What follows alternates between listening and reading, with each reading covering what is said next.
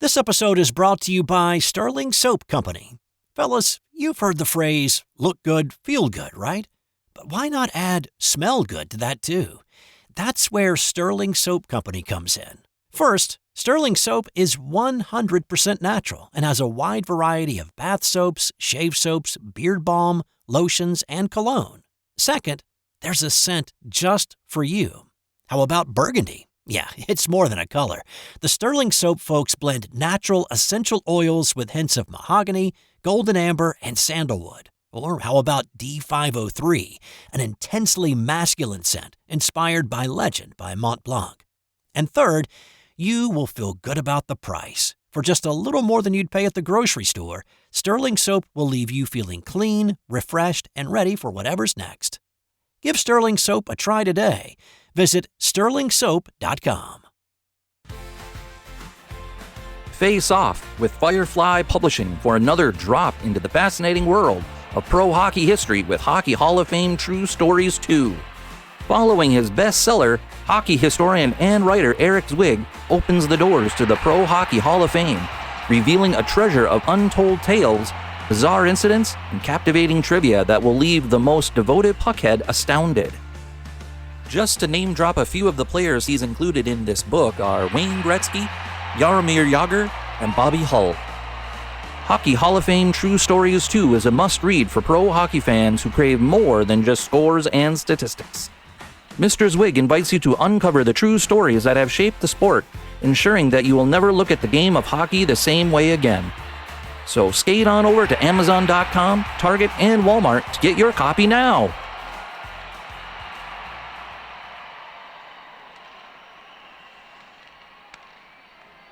This podcast is part of the Sports History Network, your headquarters for the yesteryear of your favorite sport. You can learn more at sportshistorynetwork.com. Hello once again, sports fans, and welcome to the podcast that gives you the best of sports from back in the day. And coming to you from the Sports History Network, this is the Historically Speaking Sports Podcast. I'm Dana Augusta, along with my co-host Charles Combs, and we will go deep in the woods to discuss and possibly debate sports history topics that you didn't know you needed to know. So pull up a chair, sit back and relax, and pump up the volume for a dose of sports history info and maybe even a few laughs. So with all that being said, here is the Historically Speaking Sports Podcast, a member of the Sports History Network. The NBA Finals and the Stanley Cup Finals are upon us, and this is what makes the month of June so special, especially in sports. Hello, I'm Dana Augusta. My co-host Charles Combs will join us in a bit, and you are listening to the Historically Speaking Sports Podcast, where we give you the best of sports from back in the day. In this episode, we will discuss our favorite and also not so favorite memories of the NBA Finals. Also, we'll give you a quick rundown of the traditions and of the Stanley Cup playoffs and the various postseason trophies and awards that are handed out to its stars. And finally, we'll send a shout out to a certain NBA Finals game in the mid-1990s that served as an unwilling backdrop to one of the most surreal moments in television history, when the whole country was fixated on a freeway in Southern California and a white Ford Bronco. Yes, that actually happened during the NBA Finals, if you do remember. All of that and so much more on this all-new edition of the Historically Speaking Sports Podcast, which is brought to you by the Sports History Network. Ladies and gentlemen, we're back here on the Historically Speaking Sports Podcast, right here on the Sports History Network. I am joined once again by my partner in crime, my co-host, Mr. Charles Combs, and we're going to be talking about something that is actually kind of relevant right now in the world of sports, and that is the month of June. Every month on the calendar is known for something. You know, December, you think of Christmas. November, you think of Thanksgiving. February is the Super Bowl. But in the month of June, you have not one, but two championships determined in this particular month. And right now, as we are recording this, we are in the middle of the NBA Finals as well as the Stanley Cup Finals. And tonight we're going to be talking about that. What we remember about these particular events from our past, more so from basketball than hockey, though between the two of us. I think I'm more of the hockey expert, but we shall see as the night goes. And joining me once again is my partner in crime, Chuck. How you joining tonight, man? I'm doing all right, ready to rock and roll like always, and it's always a pleasure to converse and talk shop with you. So, looking forward to tonight's discussion. All right, man. And before we get started, before we're talking about some things that's going on from back in the day, let's talk about what's going on right now. The NBA Finals right now, as we speak, is about to tip off Game 2 after, once again, Indiana showing the world that they are basically the basketball version of Rasputin, meaning they just cannot die. Rallying back from down big in game 1 against Oklahoma City and pulling out another major big time come from behind win thanks to my man Tyrese Halliburton. What do you think this finals? First of all, give me your prediction. What you think is going to happen in the finals? I got my own predictions I'm going to share in a sec. What you think is going to happen? Well, I had OKC in 6, and even because I just think that they are markedly a better team. Even though there's a lot of similarities between both ball clubs in terms of the makeup as well as the depth and all of that. They both are very deep teams, but I had a pretty sizable edge in OKC, so I predicted them in 6. But that was provided that generally they didn't give away a game that they had in the bag, which is what they managed to do tomorrow night. I mean Thursday night. So I'm still going to stick to my original prediction, OKC in 6, pretty much, because I just think they're just a better ball club, and they've been the best team in the league all year by a substantial margin, and it's just hard for me to fathom them blowing it. Well, I mean, I thought the same way too. You know, I thought that Oklahoma City is a much better team. They've shown it all year long. But there's just something about this Indiana Pacer team coming back against Milwaukee and then coming back from the dead, literally, against Cleveland, then coming back against New York, and then now coming back against, I think there may be some type of a team of destiny type of atmosphere around them. And plus, Indiana as a franchise is just due, I just think. Oklahoma City, they're the youngest team in the NBA. They were the youngest team in the history of the NBA playoffs last year. This year, they're the second youngest compared to what they were last year. But I just think that Indiana, with the stars that they have, Siakam, who's been there before, you have, Tyrese Halliburton, who for some reason a lot of people think that he's underrated. I just don't see that. I think that's the reason why he's underrated is because he plays in Indiana. But I think, and right before the finals, I said I have a sneaky suspicion that the Pacers will win this in 7. It's going to go 7, I believe. Now Oklahoma City is a markedly better team, as you said, but I just think that Indiana, for some reason, feel like they're the team of destiny this year. And you can't be. I'm sitting here looking at the television screen right now as far as like the showing the crowd shot of Oklahoma City. That is probably one of the most intimidating places to play in all of the NBA right now. It's almost like what Sacramento used to be when they played at old Arco Arena. I think that's like the same type of atmosphere there. Yeah, and and then you can't overlook the key advantage that they have, and that's in terms of the head coach, because they got Rick Carlisle, in addition to, you mentioned the previous experience with Siakam in Toronto in that 2019 series, but Yeah. then Carlisle also, not only as a player back in the days with the Celtics teams that we talked extensively about last week, but also with the Mavericks, and he ironically he pulled off one of the biggest upsets in recent finals history as well when he led Dirk and that cast of characters over the Miami Miami Heat. Heatles Yeah. and That was in LeBron James. 2011, right? That was in Yes, 2011 when that happened. That 2011. seems like not that long ago, but it was 2011. It doesn't seem that long ago. Correct. So they have just they have the key coaching edge, and I think it really reared its head the other night because, I have a theory, and a lot of times in professional sports, everybody is talented, everybody is dedicated for the most part. I'm just Yeah. speaking in general.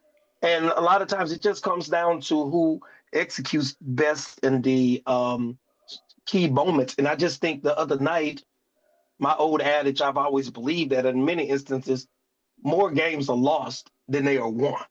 And I just think the other night, OKC, they got up around 13-15, and then Indiana just started chipping away. And then they were just having key defensive lapses, like in terms of mix up and coverages on those pick and rolls and all of that, allowing for open threes. Or if they would manage to get a stop, they couldn't complete the possession by securing the rebound because they were Right. just killed on the boards the other night as well. And then I just think that also OKC's coach, when they were up that 13, it was kind of 12-13 in terms of the deficit around that 10, 8, 9 minute mark.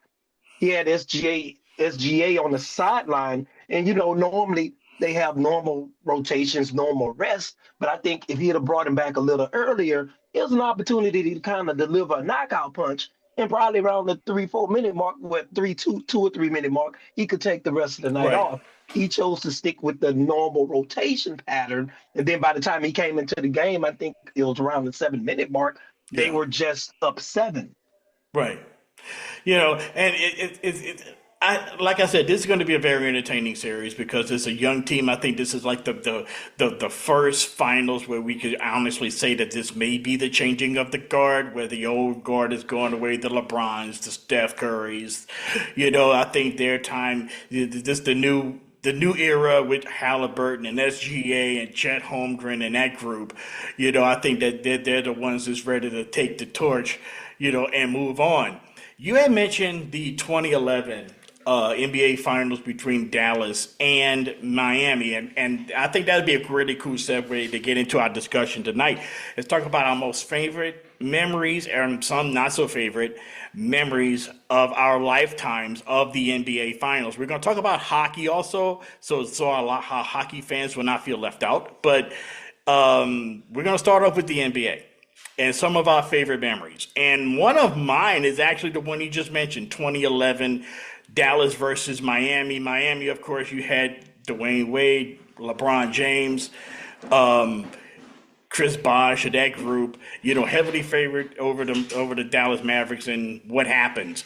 The old adage is basically, it's not about the X's and the O's of the Jimmys and the Joes. And Rick Carlisle came up with an outstanding game plan for that finals series. And I remember watching that, and I'm just thinking to myself, it was one of those things where you just kept waiting for, okay, Miami going to turn it on and end up winning this series. It was almost like you were waiting for it to happen, and it just never happened. It's like the old adage in basketball, like everybody's going to make a run. And in that series, Dirk and company just would not allow Miami to get that run going.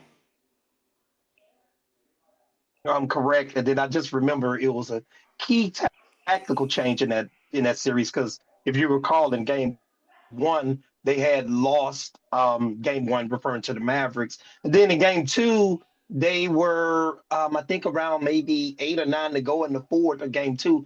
Wade hits a shot right in front of the Mavs bench to go up about 15. And then they posing, he and LeBron and Bosh, they posing thinking the game is over. And then that inspired the Mavericks. But in addition to that, Carlisle made a key change at that moment and kept it going for the rest of the series that I just think the LeBron and the Heat could never overcome. And that's, Peja Stojakovic, he stunk, because he couldn't, if he's in there for the 3 ball, if you can't hit that, he's not going to rebound anything. And Right. He's basically a turnstile on defense, basically. Yeah, he was a liability offensively. Let's just be real. So if he's not making his shots, what is the point? Carlisle quickly realized that, basically benched him for the series pretty much in favor for, kind of old Brad Davis type of ball player, J.J. Barrera, the little man. Yep. And he was absolutely, he was huge in that series. He was Correct. huge in that series because he really got into the back pocket of Mario Chalmers on defense. Yes. And he basically shut him down because Mario Chalmers, as much as you want to, whatever you want to say about him, he was so integral. He was a very integral part of that Miami Heat attack. At point guard. You people, you can say what you want about him, but he was like a very important piece to that. Correct. And they brought him in. To your point, he had some really good defense on Chalmers, but then on the offensive side, he was just filling in the gaps where they needed. He was running that pick and roll, getting in the lane, either creating offense for himself or others, or even when they go, double elsewhere, they, play off of him. He was knocking down the open shots. So he was really just wreaking havoc, and that just flipped the entire series on its head into the Mavs' favor. Okay, now let me start off with this. What was the first NBA Finals you remember as growing up? The first one that you remember watching? Very first one I remember watching, I kind of alluded to it in the introductory episode, was the '82 series, Sixers versus Lakers. Yeah. Sixers lost in six. I think we were trying to combat, because I was a Dr. J fan at the time. They were So kind was of I. So combating. was I. Even though I was a Celtic fan growing up, I love the Celtics, but I also like Dr. J. So the Correct. two can coexist. Okay. Correct. And they were combating Kareem with um Chocolate Thunder Darryl Dawkins, Dawkins, and right? that's just not going to work. And Lakers beat them, vanquished them, and that's kind of like my first basketball memory as well as one of my first basketball heartbreaks. Okay. Well, my first one was 2 years earlier, 1980, Magic. I remember watching. I think was it game. That was Game 5 when Kareem turns his ankle. I remember watching that, and I was, let's see, 1980. This was been May 1980. I was 7 years old, but my grandpa was a huge sports fan. I've said this a lot of times on my podcast, is that my grandfather was the inspiration of me being a sports fan, and I remember, and to show you how long ago this was, I remember sneaking out of my bedroom to go watch the finals because the finals were on tape delay. It came on at like 11 o'clock at night, right after the news. And my grandpa was watching it, and I came in and watched it, and he said, and I remember him saying, you can stay here and watch it with me, just don't make any noise. Okay, because he didn't want to get in trouble with my mom for letting me stay up all hours of the night watching the NBA Finals. And I remember when that happened, and I remember the Lakers brought in Magic for Game 6. And a lot of people get this wrong that he was going to play center. No, he just jumped center. It was like a guard by committee type of thing where you had certain instances when Norm Nixon brought up the ball and there were other instances that Magic brought up the ball, but Magic was less of a facilitator and more of a scorer and let Norm Nixon be more of a facilitator. But another thing that was totally lost in that series was the play of Jamal Wilkes. If you remember, Jamal Wilkes really was the one who really put the Lakers on his back and carried them. I think he had something like 33 points or something like that in that deciding game. But it was Magic's 41, 42 that really gave him the Finals MVP.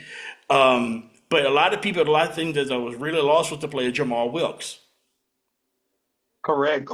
Old Silk Wilkes, man. Yep. He just kind of really did it, and he and to your point, he and Magic were really working well in tandem, as well as Norm Nixon. He was active, cutting the lane, all kind of backdoor feeds, finishing around the basket, and he really upped his scoring and all of that. And it just was a bit too much for Doc to overcome, and they just really took it to him. And then you also remember that when he went out, they also implored that trap defense against Philly as well, and they really had a lot of problems with that.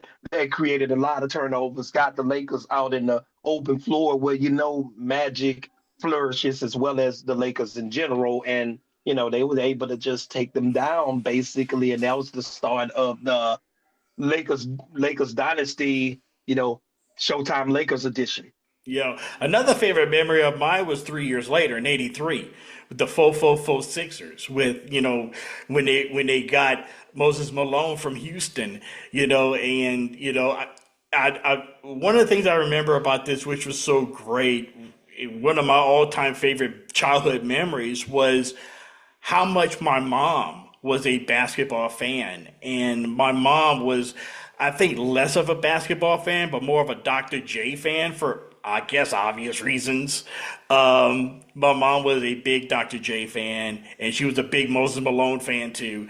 And she suffered the heartbreak with the Sixers, whenever they lost to the Lakers in the finals, and then they lost to the Celtics in '81 in one of the great games in NBA postseason history, that Game 7 in '81. They Yes. came, the Celtics came back. Larry Bird hits the shot with like a minute to go to finally give them the lead and what's not. That was like one of the great games. But in '83, 10 years old, the Sixers finally won it, and my mom was just totally beside herself watching this, watching them finally win a title, and Moses Malone finally got him a title too. So in Philly, that was like just their second, NBA championship after the one they won in '67, which is interesting considering that the two championships that the Sixers have won. Billy Cunningham. Yeah, with Billy Cunningham, that's the common denominator in that. And secondly, they're two of the most dominant NBA single season teams of all time. You had the 4-4-4 Sixers, who they only lost like one playoff game They on the lost way. one game. They were up 3-0 against the Bucks in the conference finals, and the Bucks managed to hold them off in Game 4. Yeah. And the Sixers promptly closed them out at the Spectrum in Game 5. That's the only game they lost during that entire playoff run. And then that '67 76ers team was just, they're the one who ended the Celtic dynasty. Well, not ended it, they just interrupted it, because the Celtics won two more after that. But they interrupted it. They're still one of the greatest teams ever. Will Chamberlain, I think they finished 68, and I think they won 68 games that year. One of the high water marks in NBA history. Will Chamberlain, Billy Cunningham, Hal Greer was on that team. But that was the one. That was just one of the finals that I mostly remember. Of Doc finally getting him a championship. Yeah, and that's my top memory because I still remember this is back in the days when the finals were predominantly played in May. This was kind of before they switched to June. And I just only bring that up because, in Louisiana at that time, school, and it still does, like in late May. And I still remember I just turned 9, like about 6 weeks before. And it was kind of the end of my third grade year. And to your point, the games, it was coming on live now, but since they start coming on live, since it was Central Time, the games in Louisiana would start at like 9 almost. So it was really late at night. So despite my dad being a Lakers fan, he was nice enough to let me stay up that year, Game 4 in particular, to watch them close it out and to watch Doc. And I still remember because the Lakers had jumped out on them, had been ahead of them the entire game. And then the Sixers slowly chipped away. And then with about 3 minutes left, they were down 2. Doc got a steal, dunk, tie game. Next trip up, they get out on the break, stop and get out on the break. Doc gets an and one, puts him up 3. And then with under a minute left, the Lakers clinging on the hope. Doc got Magic square one-on-one around the top of the key area, around 18, 20 feet.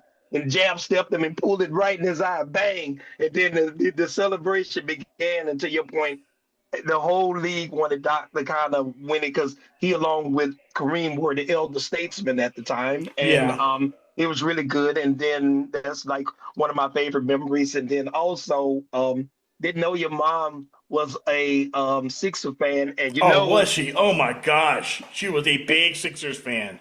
She was a Sixers fan and a Dr. J fan for sure. Yes, and I got to do it again. Every time Mama Augusta comes up, RIP. Every time she comes up, I've never publicly proclaimed this, but it is by far the best potato salad I've ever tasted. Yes, sir. Yes, sir. Without a doubt. By But far. next time, whenever you come here, I'm gonna have to give her my sister and see if I can get that recipe out of her. So that way I could fix it for you. Whenever you come up here, come down here. You're in Maryland, I'm in Georgia, so Yeah. I'm definitely gonna have that on the menu when you come down.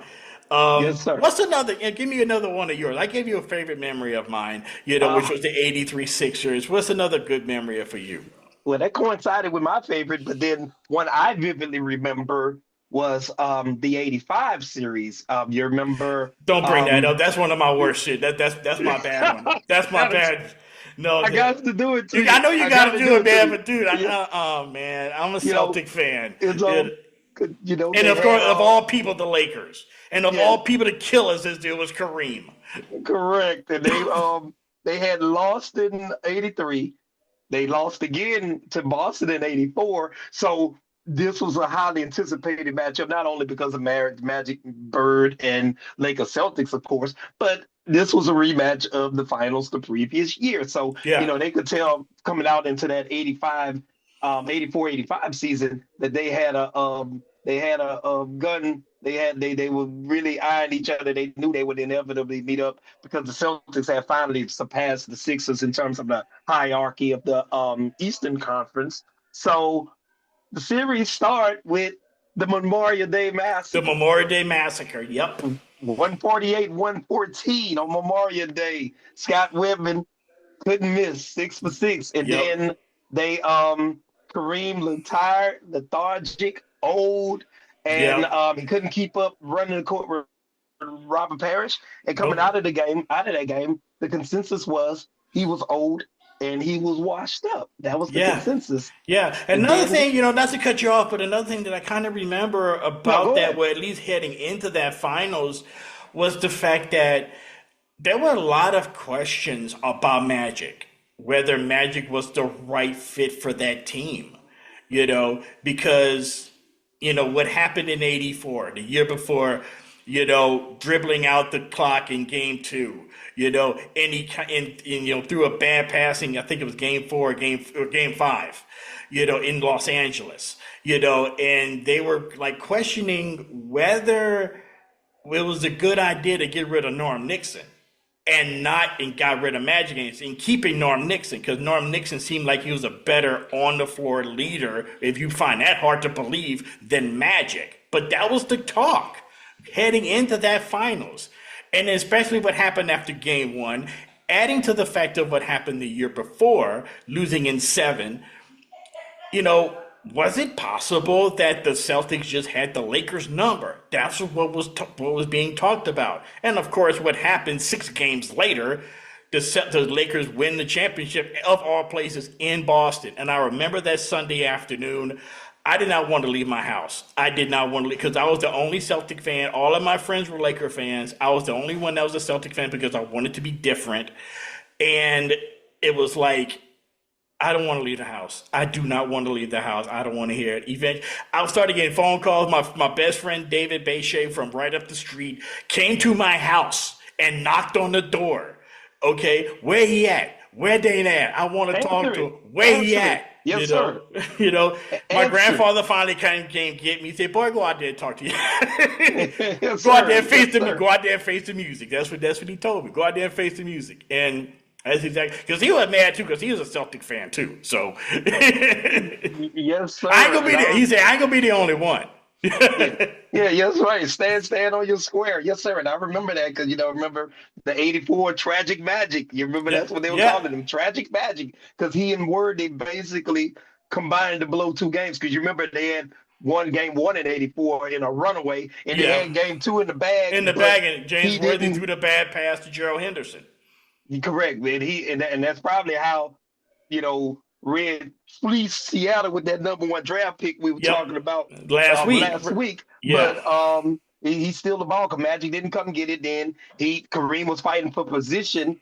They were tied, and the clock dribbled out. They didn't even get a shot off, and the game went to overtime, and they lost. But moving to '85, Correct. They had gotten blown out. Kareem was old and all of that. And quick story, Pat Riley had this he had this staunch policy that nobody, no family members ride the team bus, right? Yeah. But to the game when they leave the hotel and embark en route to the arena. This was Right. Boston Garden, of course. Kareem had been going through it right before they leave depart the hotel for Boston in game two. He comes to Raleigh and like, look, man, I need my dad to ride the bus with me. Um, he's Kareem. Exceptions can be made, of course. He Right. lets him ride the bus.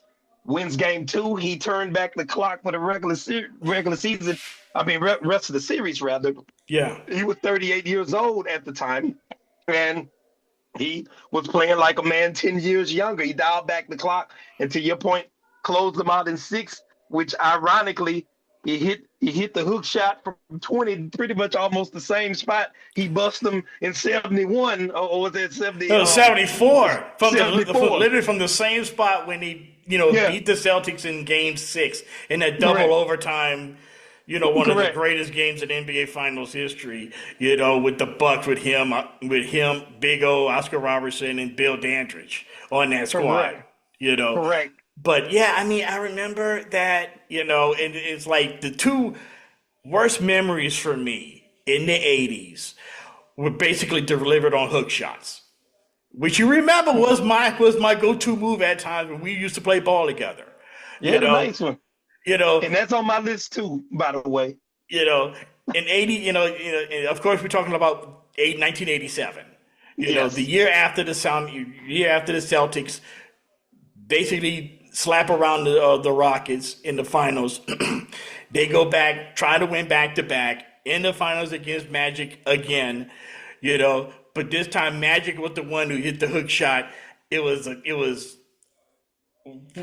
Now refresh my memory. That was game 5? That was game 4. Oh, game 4. Okay. It was game 4 because they were Lakers were up 2-1. Boston had won game 3. So game 4 was in the balance because you remember right before that, Bird had hit a game tying 3 from the corner, and then Magic came down. Mikhail switched out on him, and he pulled the hook shot. Bang, they up 2. Then the Lakers, no matter what, you don't leave Bird.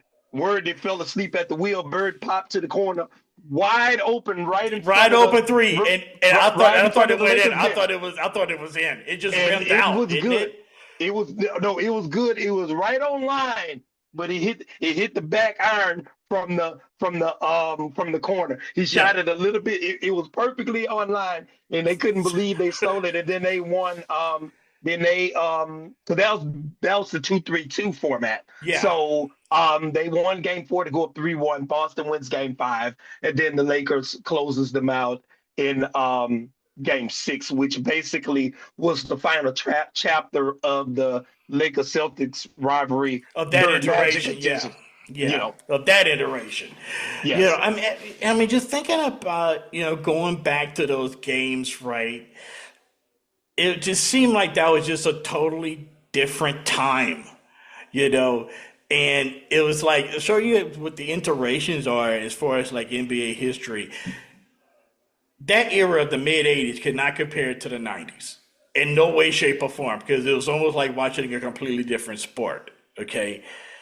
And then you take the '90s and you compare it to today, again, it's totally different than what it is, Basketball, I think, for more than any other sport, has this ability to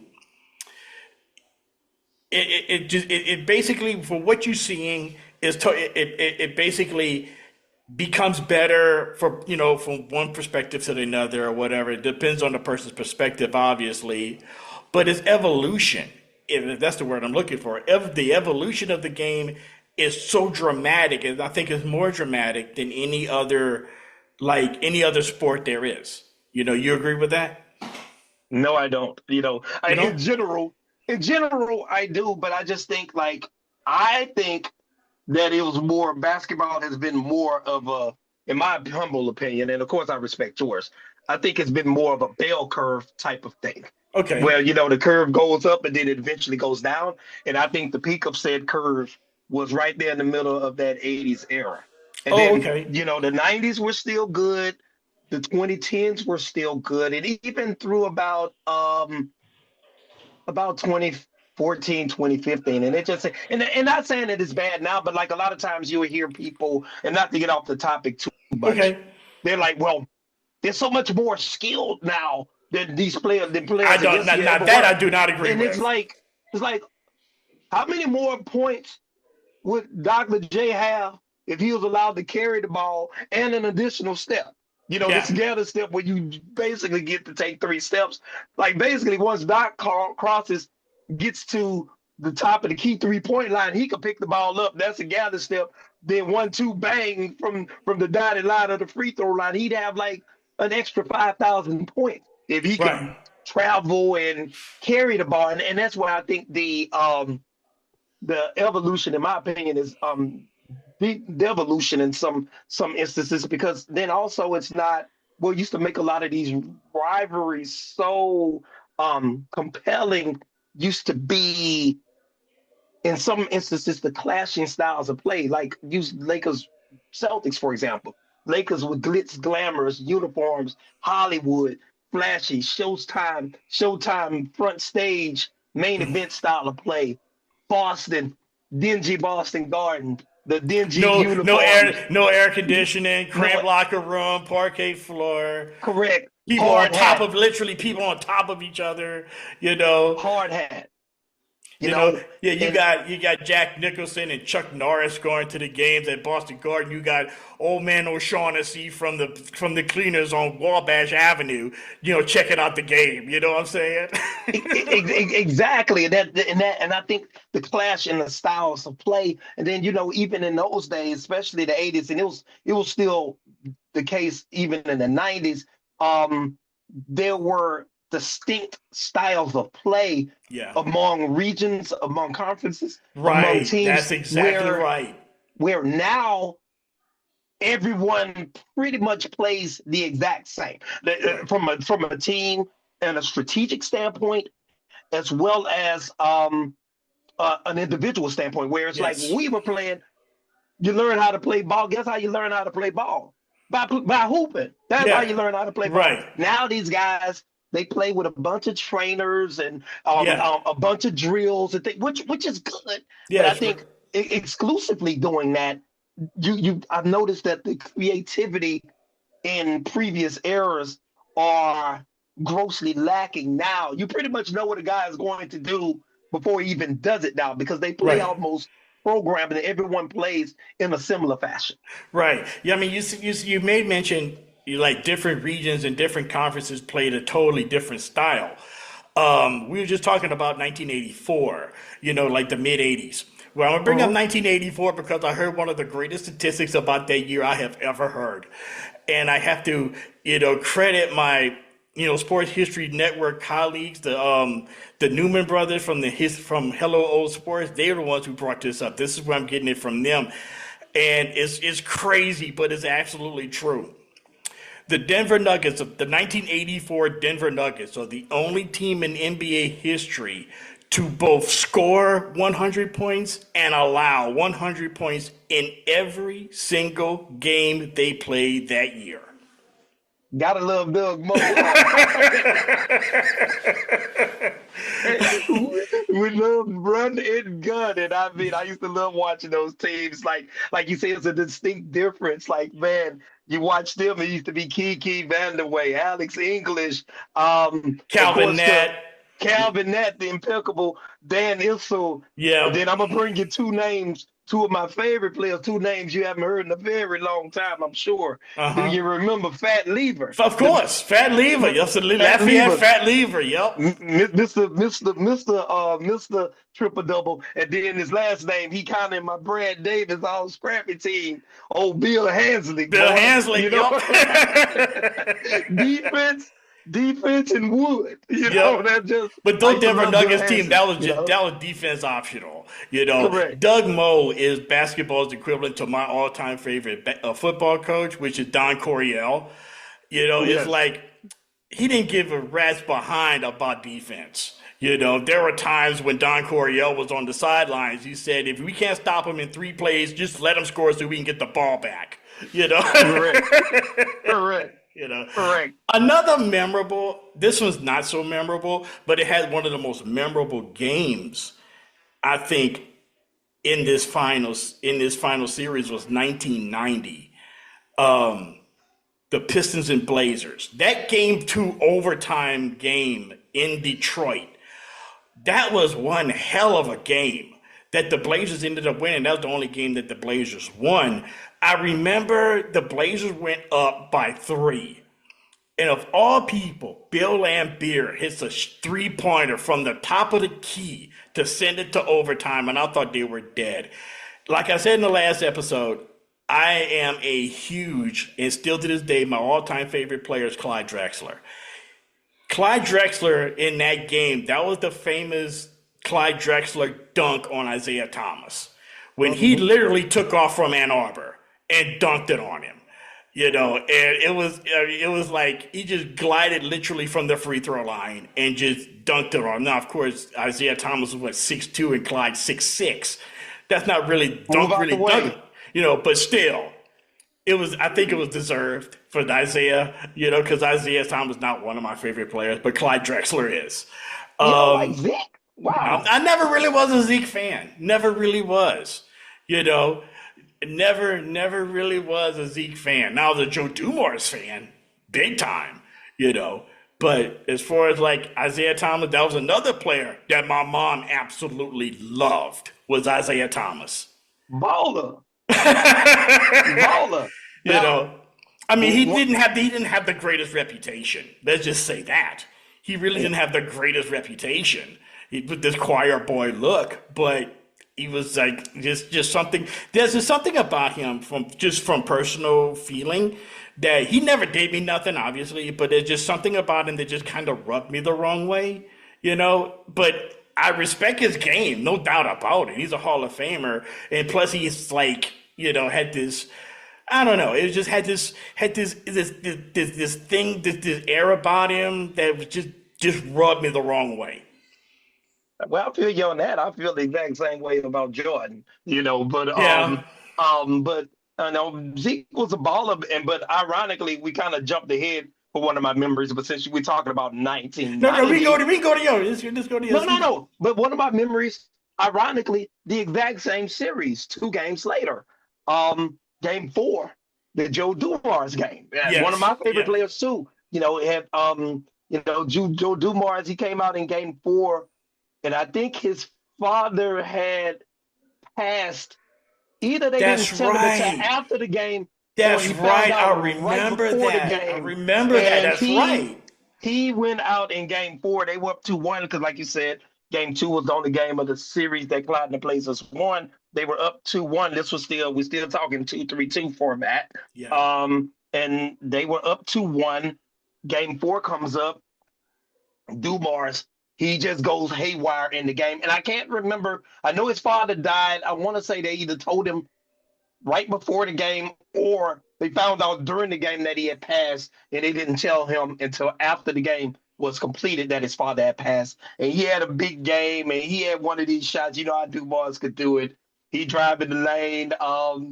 Cliff Robinson and Drexler, all of them jumps. And he puts that thing way up there. And I remember that, yes. Gave you shades of another one of my favorite players, Purvis Short. Yeah. He put that thing way in the air and he came down and he just had a great ball game to put him down 3-1, and then they eventually vanquished them in 5. Right. That ball was up there so high, came down with ice on it. Correct. It was up there so high. I remember that's one of those things that we talk about, that when you start talking to people and they bring up something that you just totally forgot about, that's what makes it so cool. That I totally forgot the fact that Joe Dumars' father had died during the series. Correct. And then there's that like, then the one thing that everybody was talking about, that crazy stat about the Blazers and that the Pistons hadn't won in Portland in 18 years and something like that. They had lost 18 straight games in Portland. And then me being a Blazers fan and being a Clyde fan, I'm like, bro, they got this. They got this. Because I didn't think that the Blazers as a whole were better than Detroit. I didn't think that. I just knew that they were way more athletic than Detroit, and they had a puncher's chance of beating the Pistons. But it's one of those things when a great team sees this opportunity, and they seized the opportunity against Portland, and it exposed the coaching inadequacies of Adelman, of Rick Adelman. Yes, and literally you said they had the puncher's chance. I remembered even despite game one, they had no chance for that very reason. Because not only, okay, the inadequacies of Adelman, but that's compounded by the fact that the old great Chuck Daly was on the other side. Yes. So that inadequacy was even more pronounced, and Yeah. it reared its head throughout the series. They just dialed in on them, and they just took them apart once they got to Portland, won all three games. Just get out of here, basically. Yeah. Now you said that you had one that was before this one, which you wanted to talk about that one? Absolutely, and it's the guy that you love to hate, Zeke. 1988, 1988 game. Are you six. going to see game 6? Yeah, when he messed up his ankle. The sprained ankle game, and he hit 25. He hit 25 in the quarter, man. The seemingly put the Lakers away because they were up 3-2, and he hit 25 gutsy points. He was being hounded by Michael Cooper, and usually if a guy hits a couple of buckets on Scott or Magic Johnson, Pat Riley just looks down the bench. Coop takes them pull-off pants off, and he goes in and he can douse the flame right out. He can cool it right off. But that particular day, he was playing on that bad ankle, and I mean, he was scoring on Coop in an array of ways, with an array of moves, and an array of shots. And I mean, that was just one of the greatest, most gutsiest performances that I've ever seen, and I know you don't like it, but you're gonna learn to love it. So, Look, I remember that was a Sunday afternoon game, right?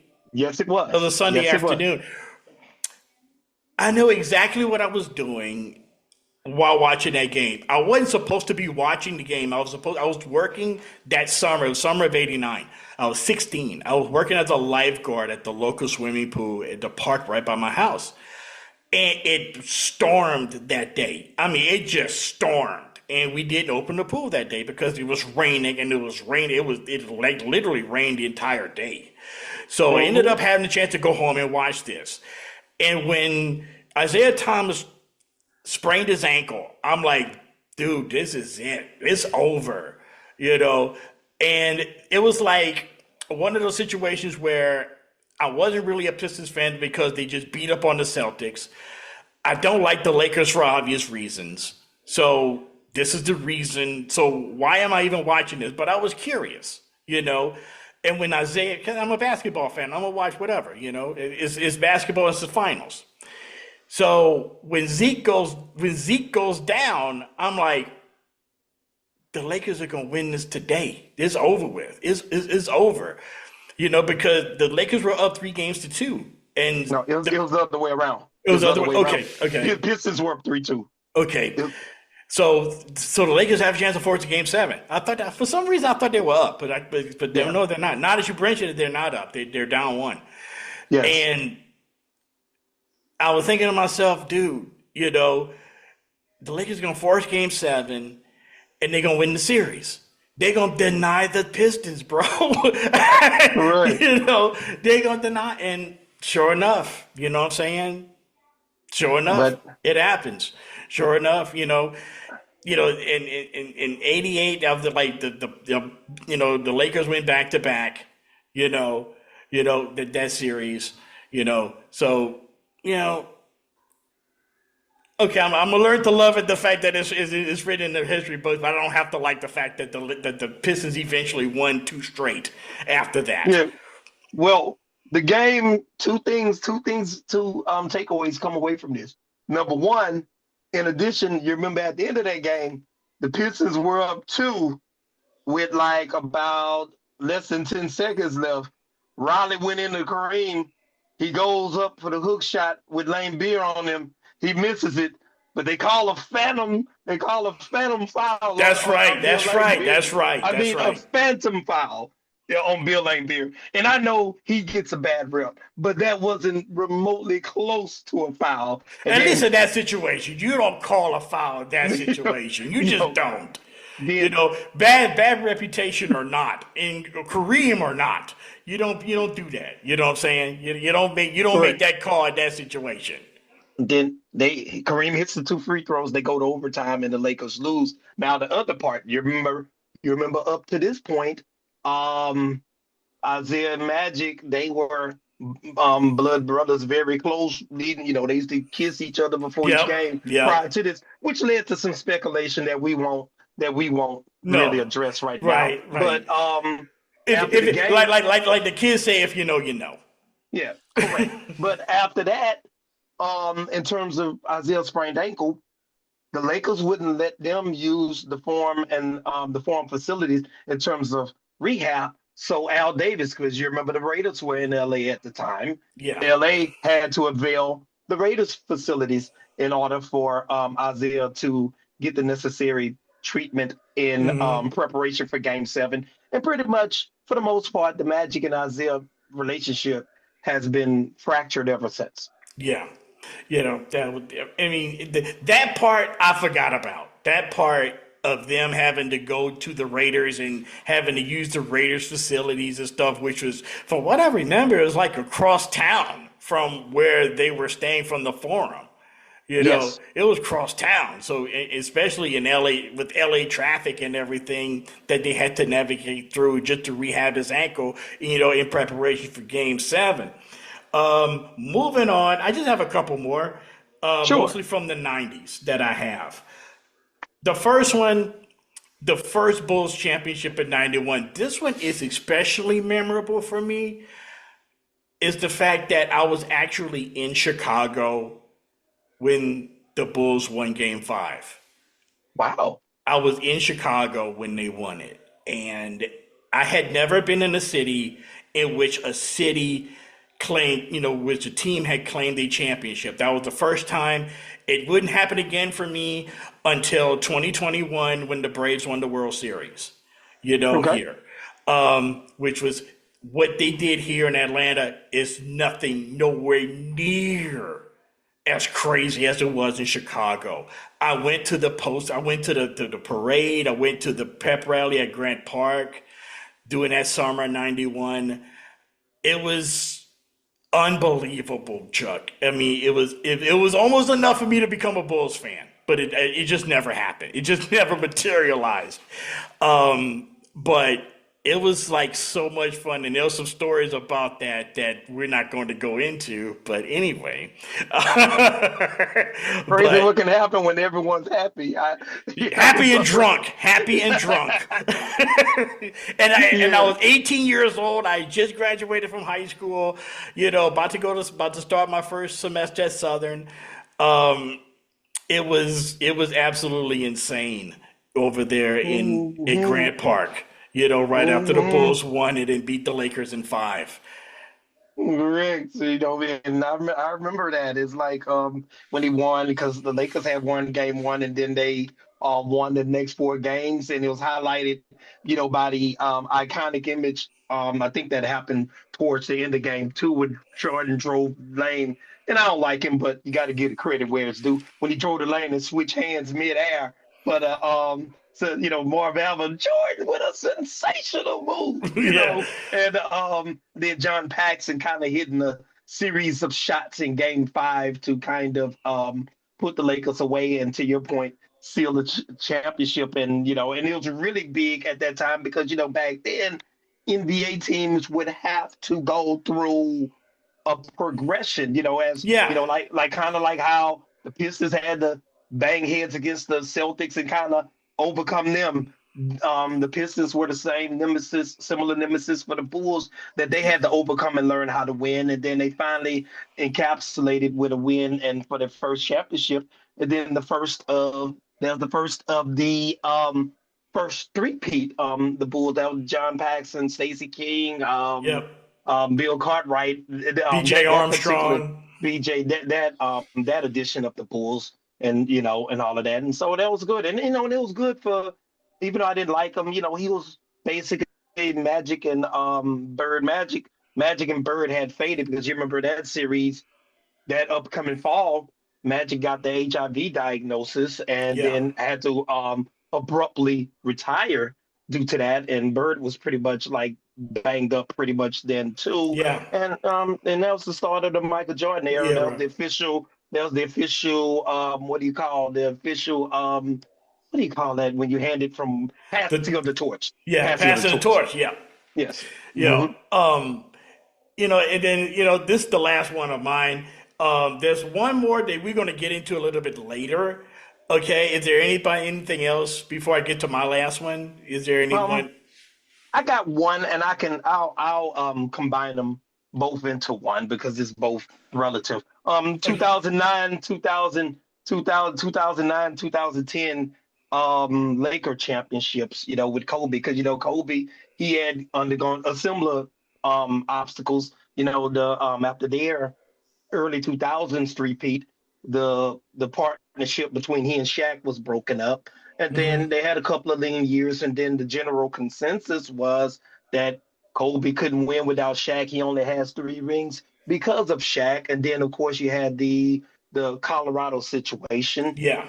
So I'll leave that. I'll leave that at that. And then they eventually, put some pieces around him, and they won the first championship in 2009 after losing in 2008 to your Celtics. But they won it. And you remember the Shaq freestyle about Kobe too. Yeah. And he lost the first year. Yeah. And then Kobe came back and won 2009 against the Orlando Magic. And then he came back in 2010 to avenge the 2008 finals loss to the Celtics, beating the Celtics in 7. And then I still remember, my favorite memory is they're interviewing him after he went back to back. Now he has 5 championships. They're like, what does this mean for your career and for for the Lakers? He said, it means I got one more than Shaq. Yep. So that's now, exactly, I got one more than Shaq.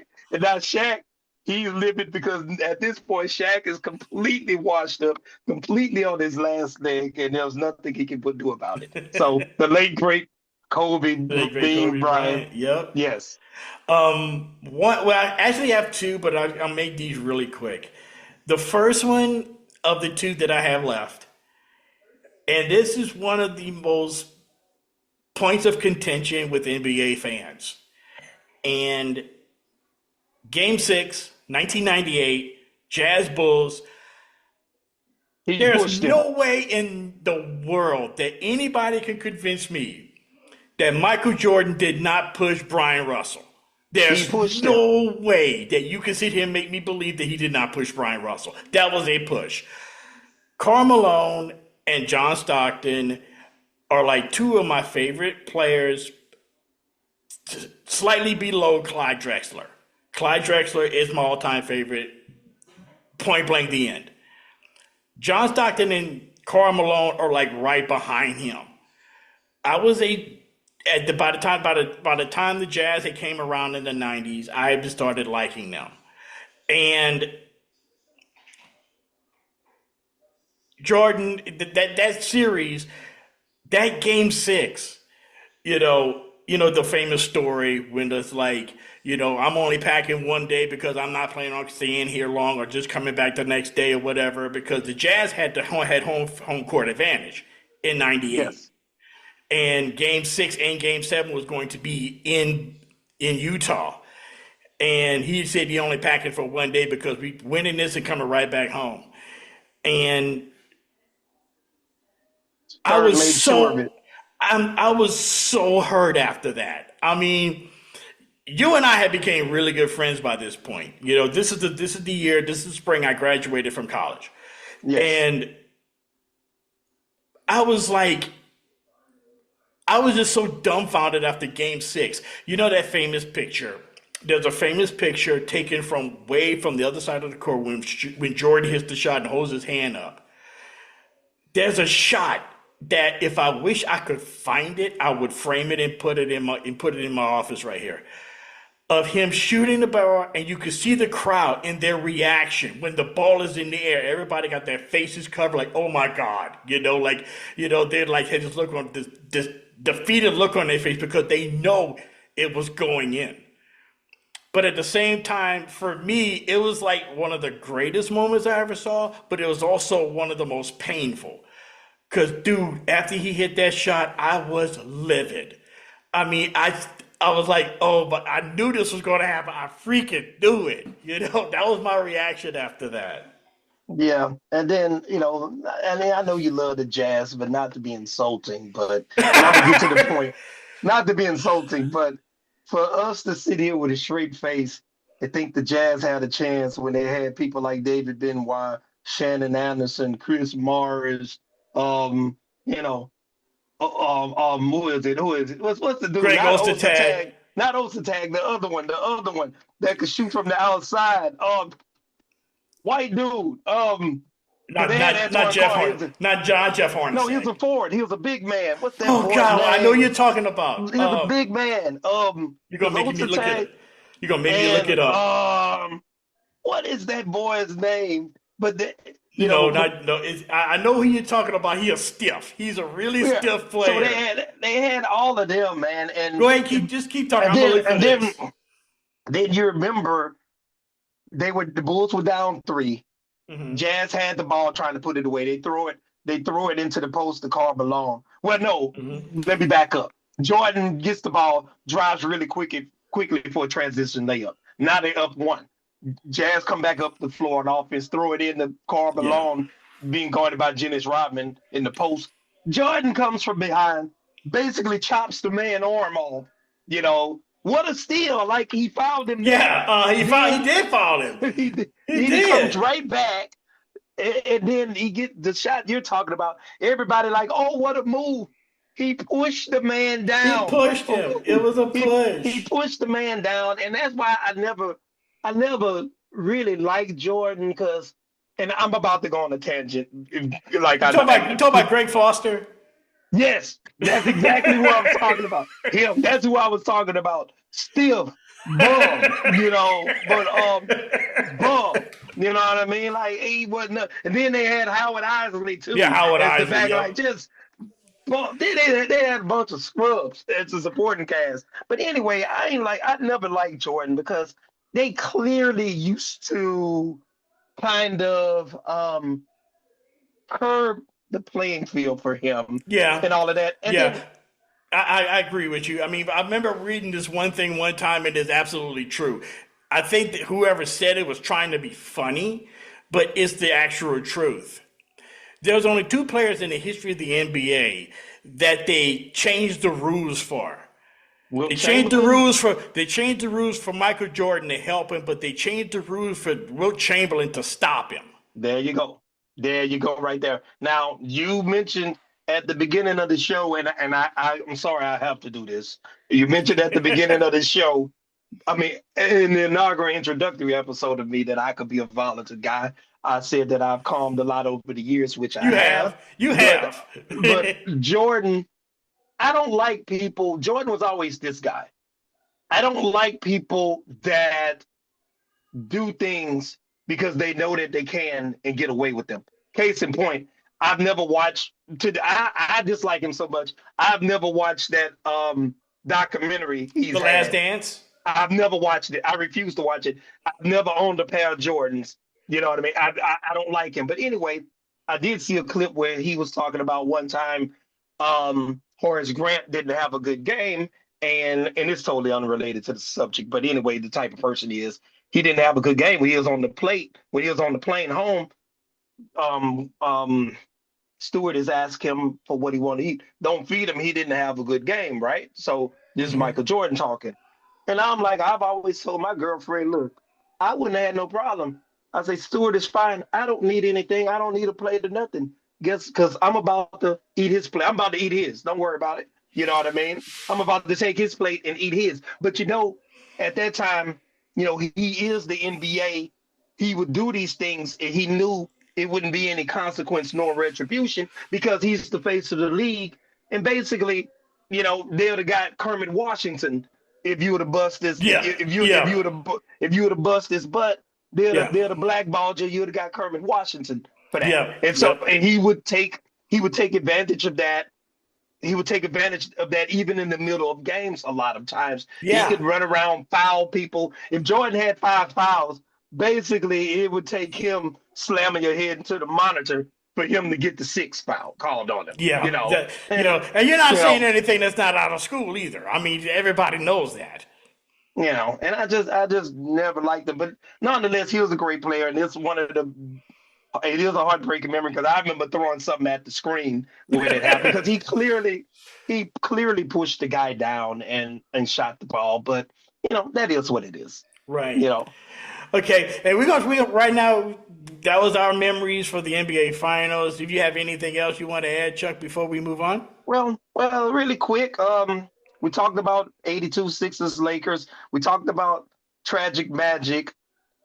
We already talked about the Jordan push-off in 98, which was one of mine. Another one of my painful ones was 93 when Charles Barkley went for the steal because they were trying to force a Game 7, and they whipped it around to John Paxson, and he hit the walk-off 3 to seal the 3rd championship of the first three-peat.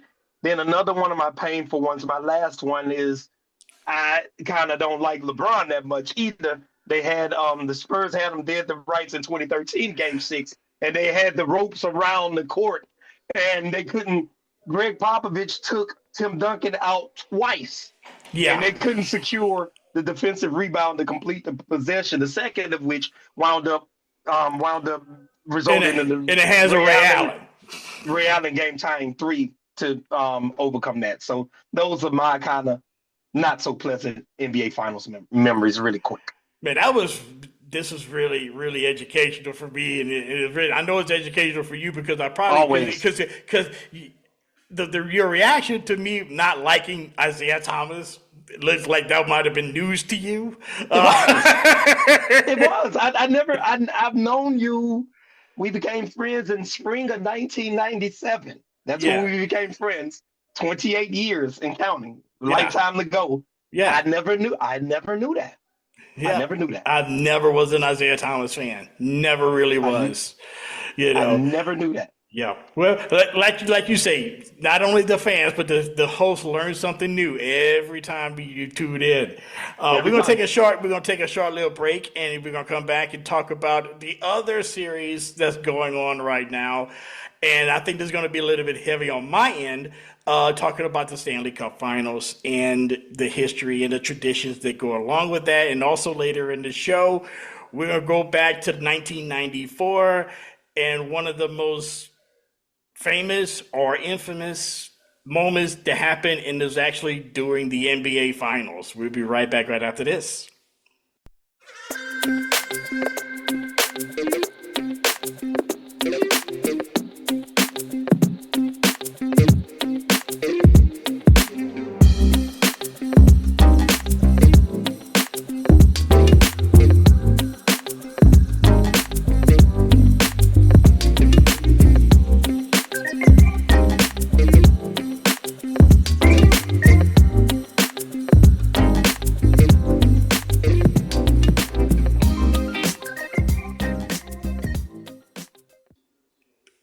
And we're back here on the Historically Speaking Sports Podcast, your home of giving you the best of sports from back in the day. Dana Augusta along with Charles Combs once again coming at you on this Sunday evening here in the first part of June.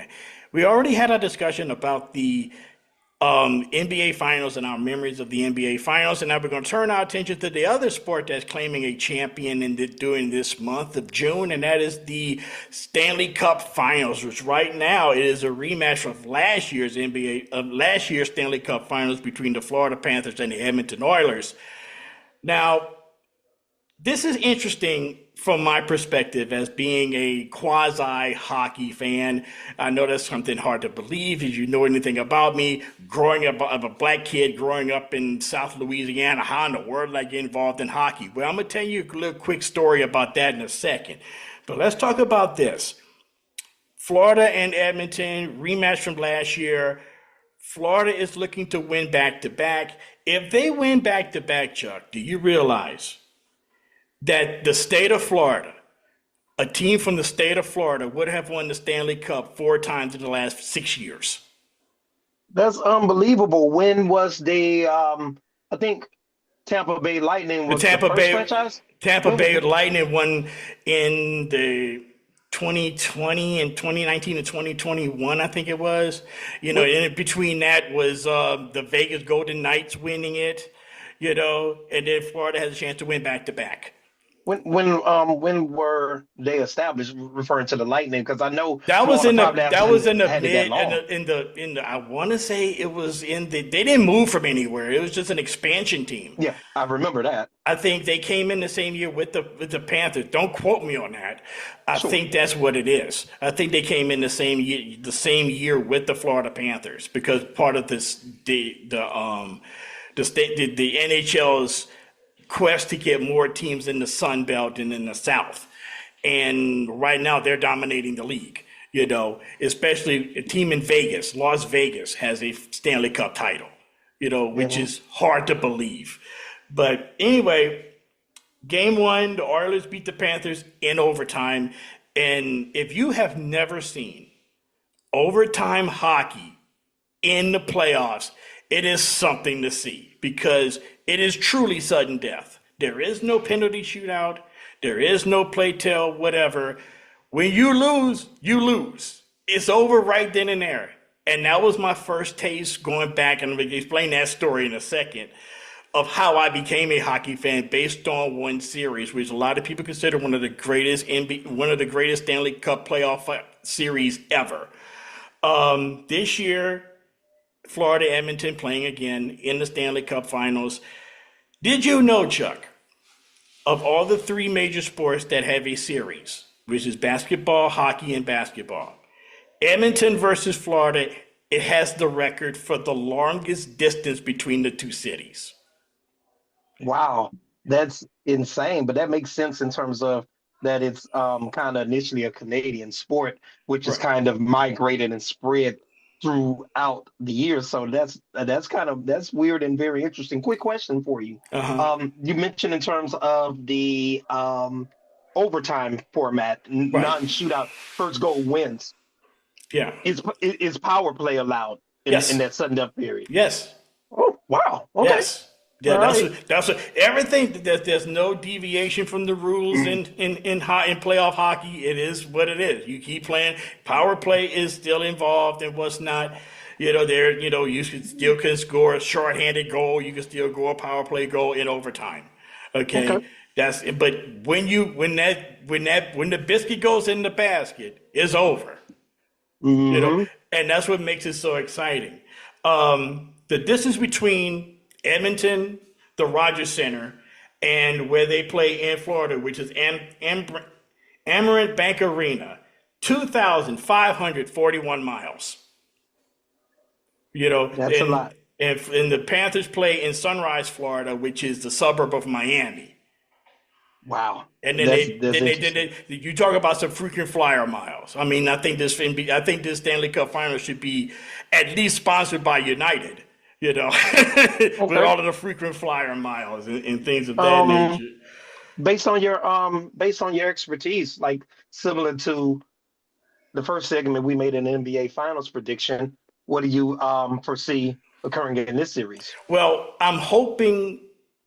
I'm not really a big fan of three-peats or repeats of that matter, and plus I'm rooting for Edmonton because the Canadian blood that I have inside me, because I have, friends and family in Canada. It's been 32 years since a Canadian team has won the Stanley Cup, which was 1993. When the Montreal Canadiens beat Wayne Gretzky and the LA Kings I think it was in 6 games. I think it was. Where Barry Melrose was the coach of the Kings, the sharp dressed hockey announcer from years ago from ESPN. But yeah, that's what I'm rooting for. I'm hoping for. I don't think it's going. I think they've already gotten up to a good score because both games, the series is tied 1 apiece, and both games went to overtime. Wow. In fact, game 2, the Panthers beat the Oilers 5-4 in double overtime. Wow. So they're battling. It's a battle. It is a battle. It's a high scoring battle too. 4-3 in the first game, 5-4 in game 2. So game 3 is Monday night or for tomorrow night. Back I think it's in Edmonton. So they made the trip up north to Edmonton. So we're gonna see how that all turns out. Okay. Last year was interesting. Was the fact that the Panthers went up 3-0 in the best of 7, and the Oilers rallied to force a game 7 after being down 3-0. That was the first time since 1945 that had happened, where a team went up 3-0 in the Stanley Cup Finals and forced the game 7. In 1945, Toronto made it all the way back and won the series after being down 3-0 against Detroit. So that almost happened last year. There's only 2 instances that I'm aware of where a team has come back down 3-0 to win the series. 1945, and of course in 1990, in 2004 with the Red Sox coming back over the Yankees in the 2004 National American League Championship Series. Yes, and I'm because I know I couldn't be one of these owners because you blow a 3-0 lead, we lose the series. Everybody's walking home in their skates, whether or not it's ice or not. It just but I know 3-0, like in hockey, I noticed. Well, let me backtrack. In the NBA, 3-1 deficits used to be insurmountable. It's been comebacks have been more prevalent in recent years, but it seems like that is. The little bit I do follow hockey, it seems like that occurs often.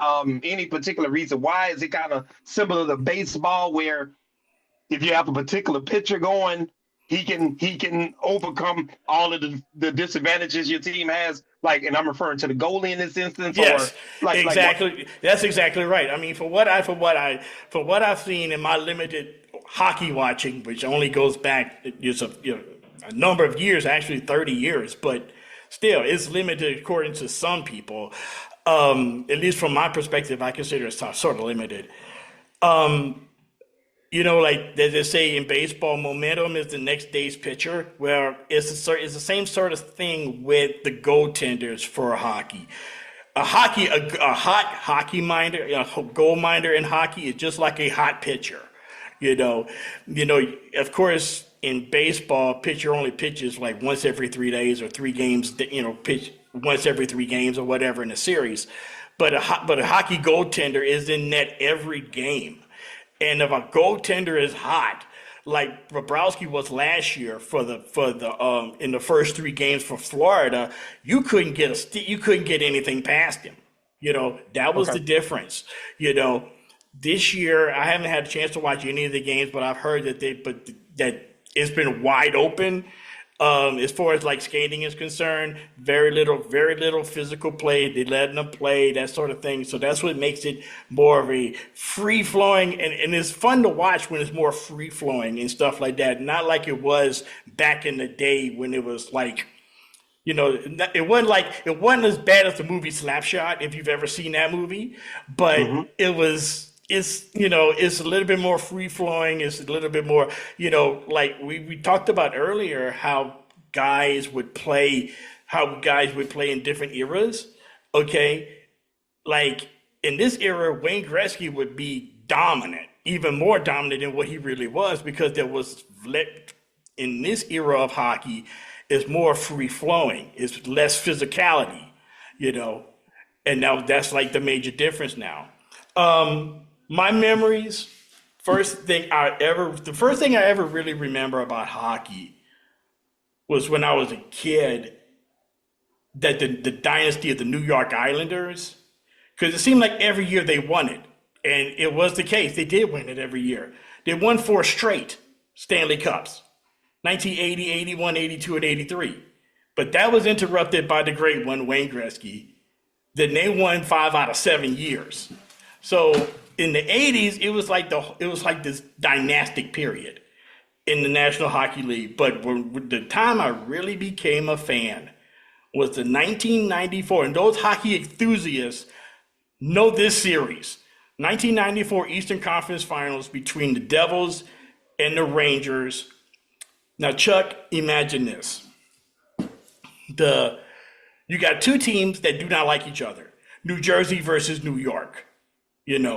These are 2 fan bases. The Devils and the Ranger fans do not like each other at all.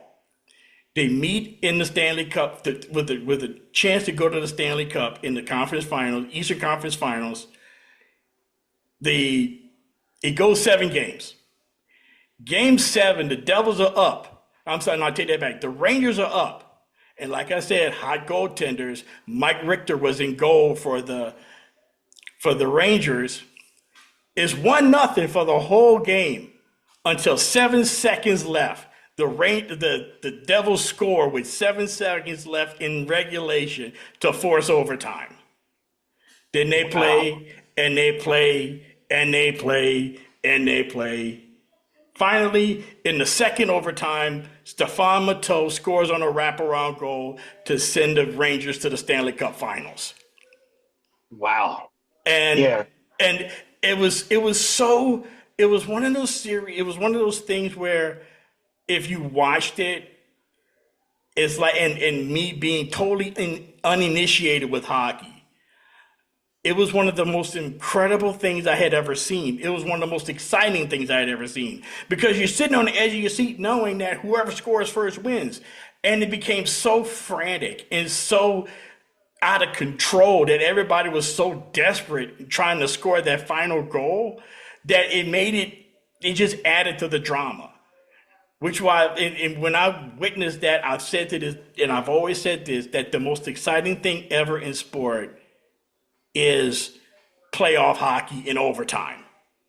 That's when it's really fun, because then it can end at any second. Yeah, and I can imagine that. And I remember back in '94, because I wanted Patrick Ewing to win his first NBA championship, and they had made the finals that year as well. Yep. And I remember it being a big deal because the Rangers were in the finals as well, and they I guess the Madison Square Garden personnel and support people were working overtime, constantly converting the surfaces and I know they usually keep the ice underneath the court and all of that, but then they got to make sure it doesn't cause condensation on the court to affect the NBA game. So they were working overtime to accommodate both finals. Yeah, but the thing that really worked out was the fact that the Stanley Cup Finals ended right as the final started, because the victory parade for the Rangers happened the day of Game 5, which we're going to talk a little bit more about that later on. But that was the victory parade was on the day of the day of Game 5, the finals in New York. So you had a day in New York where you went to the victory parade for the Rangers, who had not won the Stanley Cup since 1940. They finally get the cup. They're parading around the cup, going down the Canyon of Heroes in New York, in Manhattan. Then that night, you leave from Manhattan, and you go to Madison Square Garden to watch the Knicks. I know I've never been to New York, but I know if you ask any New Yorker who was there during that time, they say that was probably that was like the time of being in a charmed life. Yes. Of having the Rangers win the Stanley Cup and then the Knicks playing for the NBA Finals, which incidentally, that's never happened before, where two teams, the NBA team and the NHL team, who play in the same building, have won championships the same year. That's never happened. Wow. This was the closest it has ever happened. That's kind of surprising, taking into account, I know, obviously the Celtics have been dominant in the NBA, but I think If I'm But not that, but mistaken, the Bruins are the storied as Bruins well, had right? won it. The Bruins had won it in '70, which was the season Okay. after Bill Russell retired. Okay. They Got it. didn't win the Stanley Cup Finals from previously to that, like maybe the '40s. Okay. Which Okay. was before the Celtics. So in 1970 they swept the St. Louis Blues, and I know that because that's the famous picture that you see if you ever. Those who follow hockey, who listen to the show, know what I'm talking about, and especially if you lived in New England, where the famous shot of Bobby Orr scoring the game-winning goal in overtime over St. Louis, and as soon as he scores it, I think he trips over the skate of somebody, and he's like parallel to the ground in celebration because he scored, but he was like parallel to the ground, like a dive. And Hmm. that play has been reenacted by hockey fans all over New England for generations because that's like one of the greatest hockey pictures, one of the most famous pictures in the history of hockey. If you don't know it, look up, just Google Bobby Orr 1970 Stanley Cup Finals. That'll be it. Yeah, and I'm surprised because I know I always thought that the NHL finals and the NBA finals have always kind of run concurrently Yeah, like they do now. I've always thought that. I didn't yeah, know that they yeah. kind of slightly staggered, Yeah, back in they '94. are, because like nowadays it's pretty much literally at the same time, Hmm. literally at the same time. But when we were younger in the '80s, it was always the Stanley Cup Finals would finish first, and then the NBA Finals would be like a week later. Okay, got it. That's the way it has always worked out. Couple of traditions of hockey that I just love. First of all, let me give you a little background. Stanley Cup was named after Lord Stanley of Preston, which was the Governor General of Canada, which was basically like the President of Canada, which was basically appointed by Queen Victoria. Uh, he donated the trophy in 1892, and just general info. The Canadiens, Montreal Canadiens, is like basically the New York Yankees of hockey. They've won 24 Stanley Cups. You know, Wow. just second only to the Yankees' 27 World Series championships as the most decorated team in North America. Okay, one tradition that they have is that a lot of players drink champagne from the cup after they win it in the locker room. Usually the cup is basically presented on the ice to the captain. Okay, and that is a tradition of itself that the captain takes it and hoists it. Whenever they say hoist the Stanley Cup, they actually pick it up above their head and skate around the ring. That has an origin story. That was started in 1950 when Ted Lindsay of the Toronto Maple Leafs did that basically to show everybody what the trophy looked like. They would just, like they just have it and just like, just hold it up. No, Ted Lindsay picked it up above his shoulders and skated around the rink. That started a tradition that everybody does it. That's where the term hoist the cup comes from. That has been broken a couple of times, most notably in 2001, where the Colorado Avalanche won the Stanley Cup and the team captain, which was Joe Sakic, he got the trophy, but he didn't hoist it. He gave it to his teammate, Ray Bourque, who had played in the NHL for 22 seasons and never won it. So he gave it to him because he had been in the league for so long and had never won it. So he finally won it and then hoisted it above his head. Hockey players, more than any other group, more than any other pro sports athlete here in the country, are very superstitious.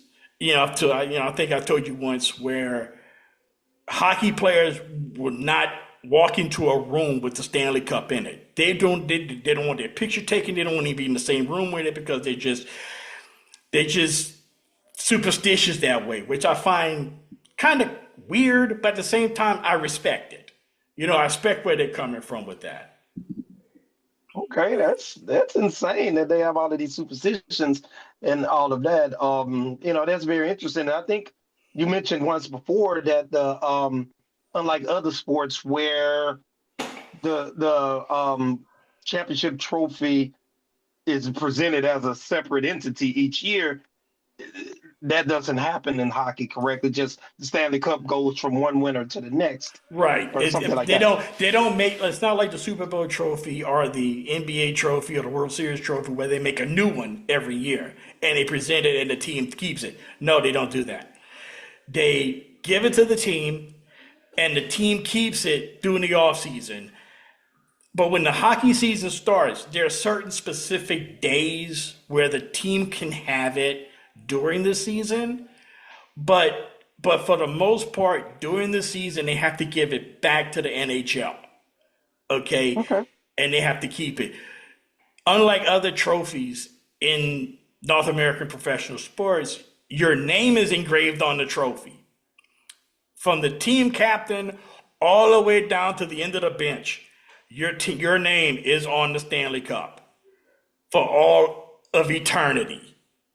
And I remember the conversation you had when I told you that. You're like, that's kind of crazy. Yeah, like the scrubs too, and and I don't know if there are any scrubs in hockey because as we mentioned in a few episodes back, I have been to a few Capital games throughout the years, and I do notice that a lot of times, unlike most sports or especially basketball, where people at the end of the bench may not play. It seems like in hockey, the rotations are much more vast because I guess due to the skating, you have to kind of rotate them in and out much more frequently. Does kind of everyone kind of plays. Like they don't call them, it's substitution, but they call them shifts in hockey. Okay.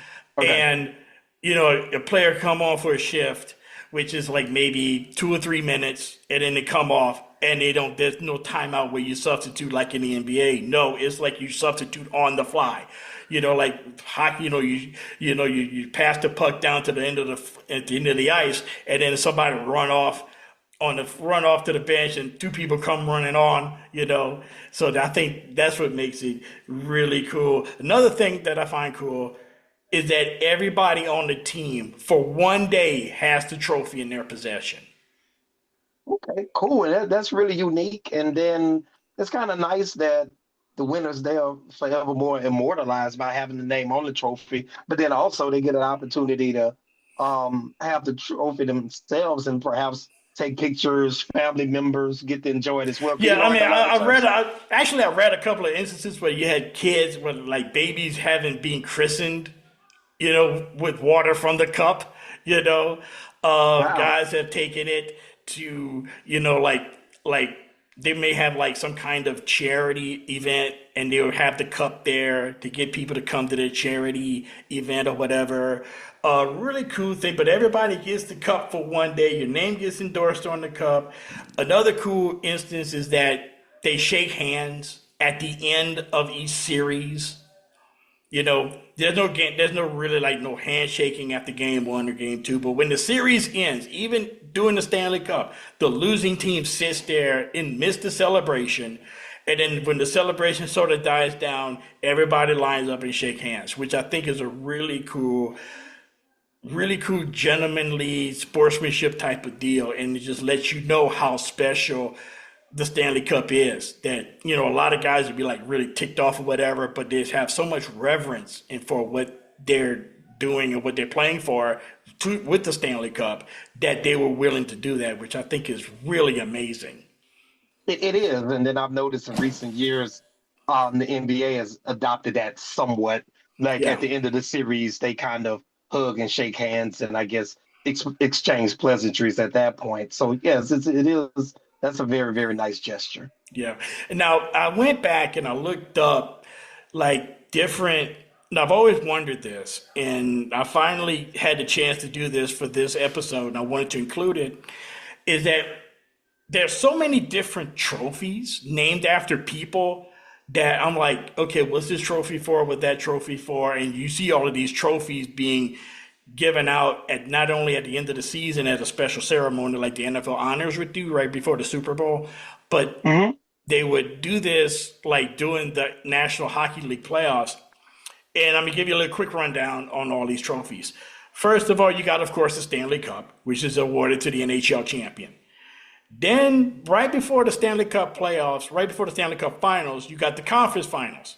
The Eastern Conference champs would get something called the Prince of Wales Trophy, and the Western Conference gets the Campbell Cup. Now, once upon a time, and a lot of the older hockey guys that listen to this program know that the Eastern Conference used to be known as the Prince of Wales Conference. And the Western Conference used to be called the Campbell Conference for whatever reason. They just decided to name it that. And then one day they decided to have the bright idea, hey, let's just name it the Eastern and Western Conference and be done with it. So that's exactly what they did. Then they got something called the President's Trophy, which I don't know if you really want this trophy, but it's something that they find very important. The team that wins the President's Trophy is the team that finishes the regular season with the best record. You get a trophy for having the best record in the regular season. The Cavs have had a few of those. I've heard everyone that's made, like the Ovechkin era, like I want to say circa 2008, early 2010s. They would often have these great regular seasons and then always manage to lose to the Penguins in the playoffs. Yeah, that's one really good rivalry one, between the Penguins and the Penguins have always broken the Caps' heart for years, going all the way back to Lemieux. They've done that. Yes. Then you have the individual awards. The Hart Trophy, which is given to the league MVP. Then you have the famous Lady Byng Trophy, which is awarded to the player that exhibits sportsmanship and gentlemanly play. Okay? The Vezina Trophy, which is the best goaltender in the National Hockey League. One of my idols has won this a couple times. A guy by the name of Grant Fuhr, the first black player to be inducted into the NHL Hall of Fame. You have the Calder Trophy, the Rookie of the Year. He gets that. The Art Ross Trophy, which is the NHL points champion. Now, for those of you who don't know, how did you get points in hockey? Well, a goal is worth a point, but also an assist is worth a point. So Chuck, for example, if you and I were playing and you score a goal, you get a point. Okay. Now, later in that same game, if I score a goal, but you gave me an assist to score that goal, you get the point of the assist, and I get the point for the goal. So in this game, you have scored 2 points, and I've only scored 1. And the person at the end of the season who have tallied up the most points gets the Art Ross Trophy, which I find interesting, the way they do it, the way they decide that as far as points are concerned. The Norris Trophy is the best defenseman, and the Conn Smythe Trophy is the playoff MVP. The Conn Smythe Trophy is named after the former owner of the Toronto Maple Leafs, and the trophy has this huge maple leaf on it and a chrome model of Maple Leaf Gardens, which I've taken a picture of that when I went to the Hockey Hall of Fame a number of years ago, and the picture of the Stanley Cup, which of course has been lost from me moving from Louisiana to Atlanta, which is a long story. Anyway, but that is my hockey dissertation and my love of hockey that I basically have pretty much going on 20 plus, we're close to over 30 years now of illustrating my love for hockey during all that time. Okay. Yeah, that was really cool. Quick question though, in terms of a couple of the individual trophies, most notably the best goalie and the best defenseman. How is that determined? Via vote, statistical analysis? Both. It's basically stats. The best defenseman is basically the best all-around defenseman. Whether it's you play defense and you score a lot of goals, which Bobby Hall, the famous Bobby Orr from the Boston Bruins, was a defenseman. But he won that trophy a lot because he also led the league in scoring a couple times. Okay. Got it. So it's basically you're a defenseman, but it's basically determined by all around play, whether it's just defenseman defending shots, boards, what I mean by boards, by you just like getting guys off getting steals, that sort of thing. That's how that's determined. Now, once again, Don't get mad. I'm just learning this as I go. I know more hockey than the normal person, but as far as like people that have watched it their whole lives, especially our audience in Canada, don't come at me too hard. I'm learning, okay? But but anyway, anything else you want to know about? Any other questions that you may have, or anything you want to add? Hockey's always been an interesting sport, and I've always appreciated the fact that, you know, they, you know, they bring it every night, from Yeah, what I've always gathered. And like I told you before, I've watched it on TV and it's like, okay, but in person, it's an unbelievable experience in person. It's really one of the better live sporting events in person. So, it's just really good. And I just always appreciate the fact that, unlike the NBA, where a lot of times you have like load management or guys, you can tell they literally don't show up ready to play. They kind of mail it in. It seems like hockey, they tend to bring it every night because those points are essential. It's just not really about wins and losses yeah, his exclusively. It's points. like the points. Yeah, they and that's one of the things that you never hear about this load management in hockey. You don't hear about that. Correct. Pretty much what you talk about. These guys bring it every single night, and you have to respect that. Got to respect Absolutely. that, and that's one of the things about hockey that I've grown to love over the years. I remember I was watching a hockey game, might have been the Stanley Cup a few years ago, and my wife walked into the room and she was like, "You literally will watch anything sports related, huh?" It's like you have no idea. Just have no idea about hockey and how exciting hockey can be. You know. Hmm. Yes. But we're gonna take another short break, and we're gonna come back, and we're gonna talk about the day it all changed. The day that the NBA Finals was a backdrop to one of the most infamous days in the history of sports, and maybe from a certain perspective, changed the way we even look at television today. We'll be right back right after this short break.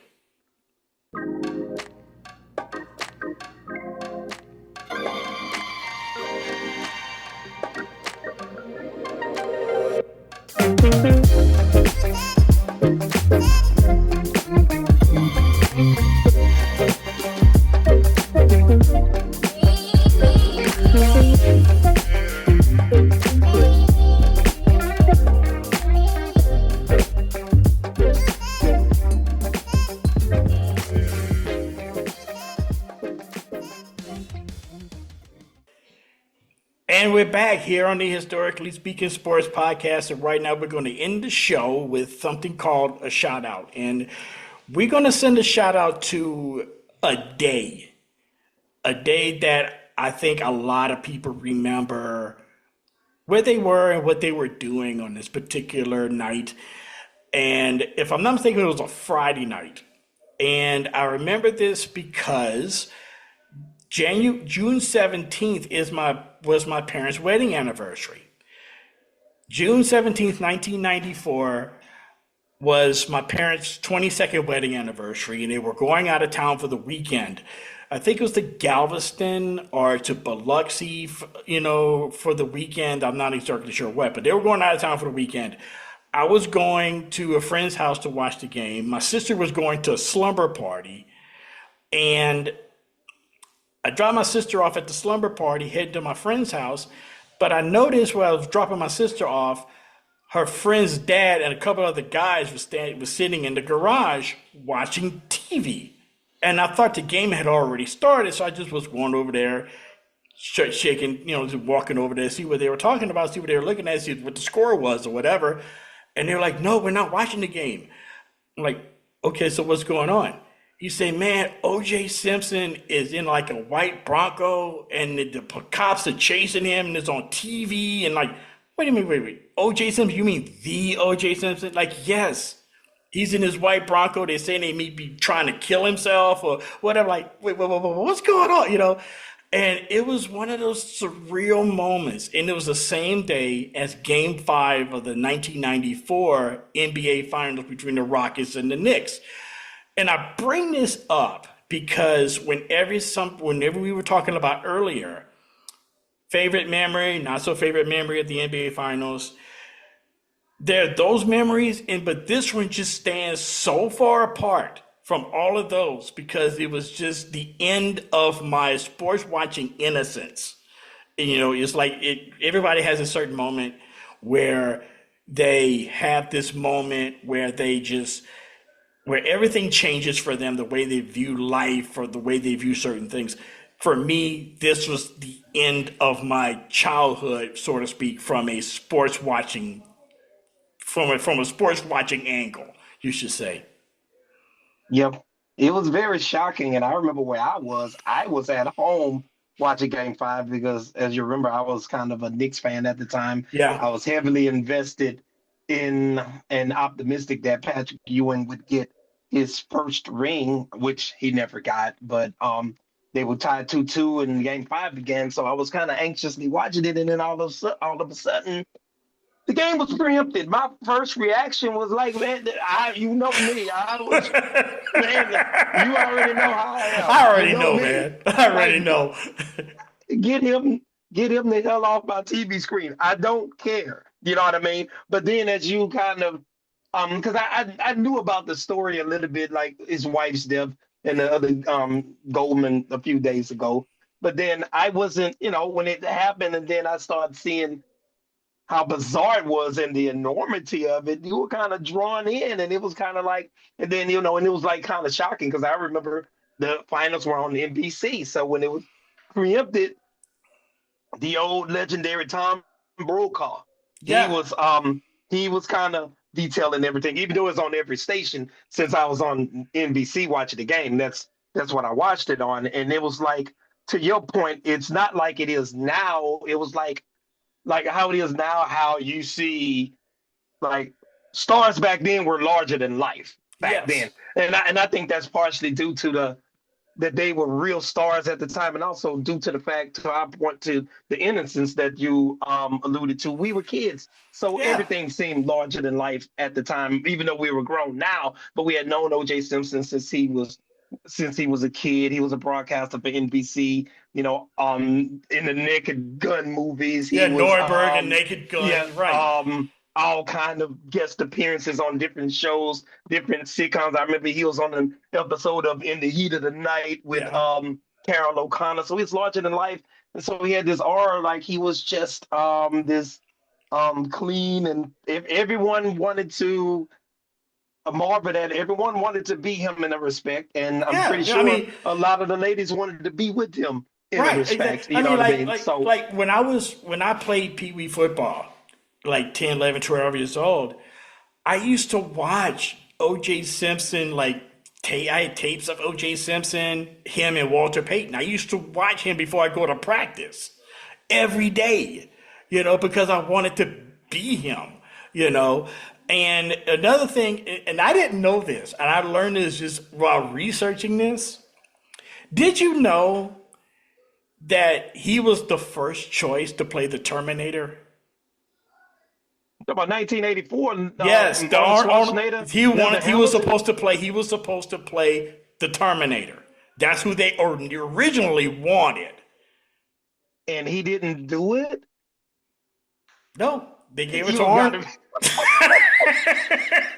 Man, because that's one of my favorite movies. And not to get on another subject, most people think T2 is better than T1. I'm not one of those people. T1 is vastly superior. But anyway, on to the topic. But you and I are going to differ because I thought T2 was better than T1. Even though T1 was outstanding, Terminator 2 was better than 1, in my opinion. But but then again, to each his own. I love both of them, to be honest. But if I had to pick one, I would pick Terminator 2 over 1. But anyway, we will agree to disagree. But the Knicks ended up winning that game, 91-84. But another thing I remember about that game was, you remember how they covered it? They had the chase on. They did like this picture-in-picture thing. They had the chase on the big part. And they had the game on the little small screen that bottom right-hand corner, and I'm trying like to, I know what's going on, but what's going on? I couldn't see the score when they would show the score, and every now and then they would go to the game, the full screen for the game, but it was just for a short time, and Bob Costas would break in, because back then it was on NBC. So who was broadcasting the game? It was Marv Albert and Matt Gukas. Marv Albert and Mark Elkman and Matt Gukas, or was it Marv Albert and the czar of the telestrator? Straight to Mike Fratello, yep. There you go, right there. And every now and then you hear Bob Costas break in. Oh yes, sir. We're going to go right back to Tom Brokaw, who's in studio right now to take, just trying to inform everybody what's going on in Los Angeles with O.J. Simpson. And I'm like, it was like, from a sports fan point of view, it was like, okay, there's nothing going on. They're just driving around, But from a journalistic point of view, where we were both journalism students, it was like, I was captivated to see what was really going on. I was like really captivated in, okay, did he kill himself? What's going on? He's going to his house. Okay, why is he going to his house? They announced that he was going back to Brentwood. What's going on? How's Al Cowlings mixed up in all of this? All of this was going on, and it's like, and everybody got caught up in it. It was like basically what we were watching was essentially the birth of reality television. That's basically what we witnessed on that June night in 1994. Correct. And then just to imagine how tough it was for me, because my family, I think we had like a 24-inch screen at the time. Oh, wow. So to the split screen that you allude to, trying to watch the game, in that little bottom right-hand corner box, trying to decipher what's happening and all of that on the 24-inch television set. The screen. You've been to my house. The screen that we had. This is '90s. It was low def. I don't think we still had the console TV on the floor, but you didn't have the TV sitting on top of the console that don't work anymore. I think we did that for a while. That thing once it breaks down, it stays, because that thing used to be heavy as all get out, man. So it stays. But anyway, it was bizarre, and I'm not gonna lie, I was livid at first when they interrupted the game, and then when they went through it, it was compelling. But to your point about the sports fan, there's nothing going on. Okay, after like 15 minutes, it's not like they were like. I would be more invested if it was like the Duke boys and Roscoe P. Coltrane. If it was that type of chase, right. That kind of chase, I would be more interested. But let's move on. Let's move on to the game. Because they were doing 20 miles an hour on the 405. 405 freeway in downtown Los Angeles. Correct. But like I alluded to earlier, that game was the same day as and it was sort of like, and I know this, I've said this before, June 17th, 1994 was basically, there were so many things that happened on that day. ESPN did a 30 for 30 just on that day. And all of the things that happened on that day sports-wise. Anything else other than that would have led Sports Center. For example, that was the same day as the New York Rangers Stanley Cup victory parade downtown in Manhattan. That was the same day. Also, it was also the opening ceremonies of the World Cup in the United States. First time they had the World Cup in the United States ever. That was that day. Then you have Game 5 of the NBA Finals, which was, the Knicks ended up winning that game 91-84. Ewing had 25 and 12, 25 points, 12 rebounds. Olajuwon had 27, but the Knicks won the series and led the series 3-2. One win away from their first championships in 73. But it was all overshadowed by this 30-mile-per-hour low-speed chase on the 405 freeway in Los Angeles that dealt with an NFL Hall of Famer. And it was one of those days that I used to call it something else, but I think that's a little bit of an overstatement, especially, and I think it's sort of disrespectful.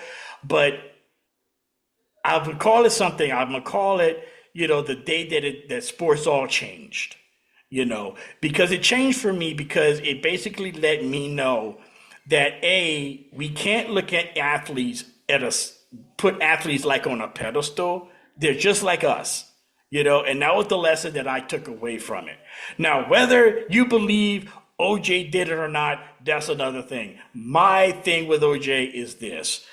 He tore his draws with me, and for those who don't know, whenever somebody from Louisiana or from the South say that somebody tore their draws with you, that means essentially you're done with them. You're done. Is when he wrote that idiotic book. I was like, okay, OJ, this is what you do. You got to quit it, move on, move to some island, and just don't speak to nobody. Just stay the hell away because people are sick of you, okay? Just don't do anything else. Just stay away and just be a hermit, okay? That's all they had to do. And about a year's time, it would have blown over. But did he do that? Heck no. He wrote that idiotic book, If I Had Done It. Bro, what are you doing? You know what I mean? What are you doing? He was trolling before it became a term. That's exactly what it was. You're right, Chuck. You're right. And I had similar lessons because like I was mentioning earlier, like how now with social media and everything, we have access to these people 24/7 in a lot of ways. We see their every step. We see their every step in terms of their missteps and their transgressions. Whereas back then, images were carefully crafted. You didn't really, unless you were in LA or whatever, if you didn't see OJ on TV or when Dr. J wasn't playing basketball, you didn't see them anywhere. You don't know how these people actually are. So you had to go basically based upon their carefully crafted image. And then sometimes is the image parallel and synonymous with the actual person? Sure, yes. Yeah. In other instances, is that the case? No, it's not. And we learned that within this, and it was just like you just learn, and then it was the beginning of, like you mentioned, social media or like these. It was literally like a soap opera, and it was just that's what turned into right. Bizarre. It was just bizarre because this person that you've seen clean cut, well spoken, had the adulation of everyone, regardless of gender or ethnicity. To your point, is shown that he's just like the rest of us. Perhaps in some respects worse, depending on your perspective. Right. Exactly. But I wanted to throw that in, because since we were talking about, famous things or like favorite memories or not so favorite memories of the NBA Finals, and that happened with the NBA Finals as a backdrop. I thought that was like something really cool to consider and to include into this episode. Question. Hypothetically, obviously, even though this was still a very big thing, referring to the 1994 NBA Finals, obviously it was some luster and some drop off due to Michael Jordan's retirement the previous summer.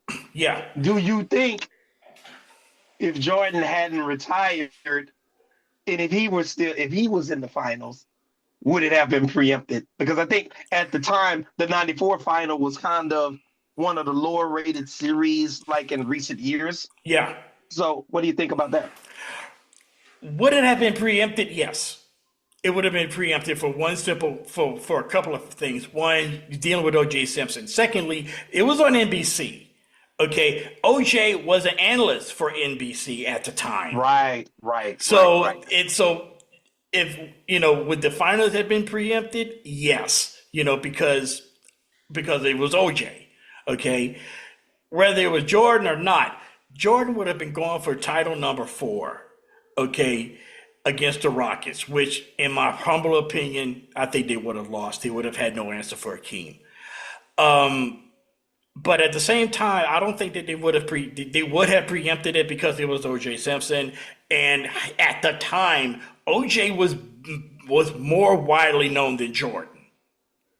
If you really think back on it, O.J. was way more famous than Michael Jordan was. He was approaching because, again, O.J. was a former Heisman Trophy winner from USC. He was an all-pro player for the Buffalo Bills. He was on television. He was an actor. He was in the Naked Gun movies as well as other things. He was an analyst on television. It was like if you told somebody now that was not around in 1994, what was OJ like? Imagine Michael Strahan times 5. If you really think about it, just like OJ, just like Michael Strahan now is like everywhere, on Good Morning America and hosting the $25,000 pyramid and doing other things. That was OJ in, say, 1990. Correct. The only thing that Michael Strahan isn't doing that OJ was doing was acting. Correct. And he was in a very famous and very popular trilogy of films with the Naked Gun series. Yeah. So he was larger than life. And would they have preempted the finals? I think they would have. I really do. Because that's something that is like major newsworthy, whether OJ worked for NBC or not. But I think it was just the extra caveat that he did work for NBC and he was the lead analyst on their studio show. That's true. Yeah, because I remember growing up watching in the morning, he and name from way back, Jane Kennedy. From way back, and they were kind of plastered everywhere. So yeah.